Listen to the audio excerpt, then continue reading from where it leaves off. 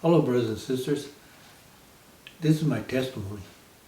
When I was a young boy growing up at my mom's house, my mom wasn't very religious, but she made sure we always went to church. We did all our sacraments. We were raised Roman Catholics.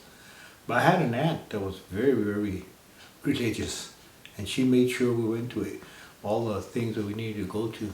I remember one time me and my uncle went and instead of going to confession, we didn't. We went and hid, but my brother was behind us, and he saw us. And we came back, and my aunt asked, "Did you guys go to confession?" And we said, "Yes, tia."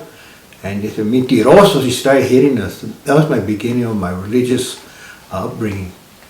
But like I said, my mom was very religious. And after the 8th grade, my mom told us, if you want to keep going to church, you can go to church. If you don't want to go, you don't go. You don't have to go.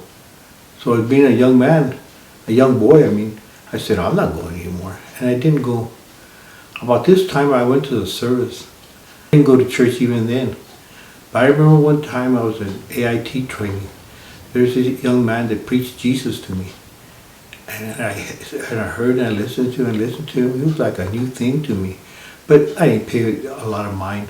Anyway, a couple of days later, I got drunk. And I was sleeping on the top bit of the bunk bed, and he slept on the bottom. Well, later at night, I got violently sick, and I threw up all over him.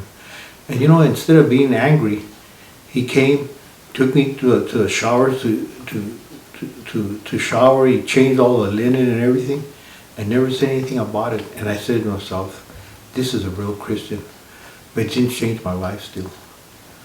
But it was the beginning. I remember all the time I was in Vietnam twice. I came really close to being killed. And I always thought, man, I'm lucky. And then later on someone said, "Aren't you afraid?" I said, "No, this might sound silly to you, but I always thought, I'm an American. If I get killed or anything, I'll go to heaven." Makes as much sense as all dogs will go to heaven. Like all Americans go to heaven. Well, later on I got married, and even then I didn't go to church. My wife would go, and I didn't want to go.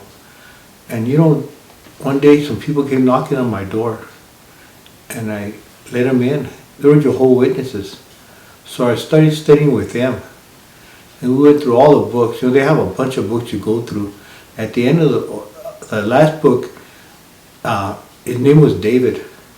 He asked me, "Do you want to become a Jehovah's Witness?" And I said, "Well, David, so what happens if I don't become a Jehovah's Witness and I die?" He said, "Remember the study we did that there's no hell?" I said, "Yeah, that's what I'm talking about. Well, there's no hell, you just quit existing." And I said to myself, "Hey, I can deal with that. I'll just live my life the way I want to, and then I'll die and don't have to give account of anything." And so it went that way.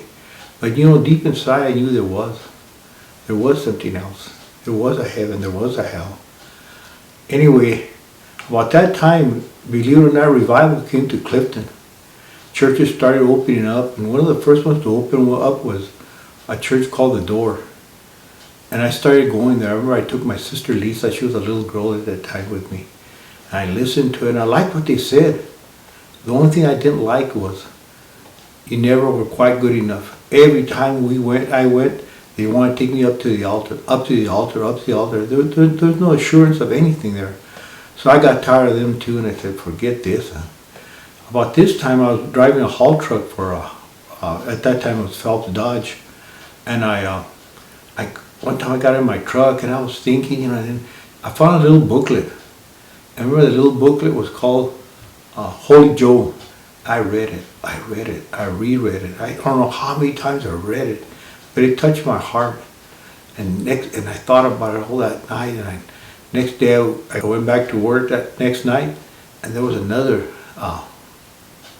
little book. I think it was a chick publication, and this was Your Life. That's the second one. And I read that one over and over, and I realized there is something out there.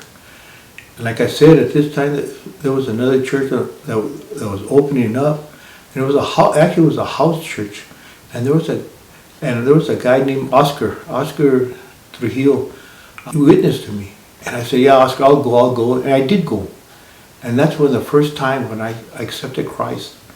Before I would say, but they were just words. but I accepted Christ. The pastor's name was Pastor Brother Bill. He was just an old hillbilly preacher, man, knowledgeable in the Word, man. And there was a bunch of us at that time that went to that church. And he was a great teacher. He taught us how to, and we were all new to it. We were all so close, we consider ourselves brothers and sisters. And later on, I'm talking like 20 years, he was getting older and he had to leave. And he left, and I told my wife, what are we going to do now? And I said, well, I always believe that you need to go to church somewhere. So we started going to the Assembly of God. And we've been there close to, I think it's close to 30 years. Real close to 30 years. And I found that guy that actually used to put that first tract that I read. It was Erwin Tucker was his name. He was a mechanic in the haul trucks, and I told him, and he told me he was the one that put him in. But anyway, ever since then, then later on, my wife got saved, and we've been saved close to 28. How old am I? Close to 43 or 45 years. Our kids are saved. Our grandkids were believing for their salvation. But time goes so fast. I tell people, don't wait. Time is just too fast. And I remember one of my favorite scriptures is, I think it's John 6:68. And this was after Jesus, people following Jesus, a lot of disciples. He preached that one, unless you eat my flesh and drink my blood, you will have no part of me. And a lot of them left. As a matter of fact, they all left, except for the 12. And I remember Jesus looked at Peter. He says, will you also leave? And Peter said, where shall we go? Who else has eternal life?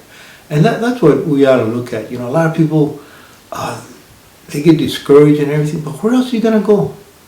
Who else has eternal life? Nobody else. Just Jesus.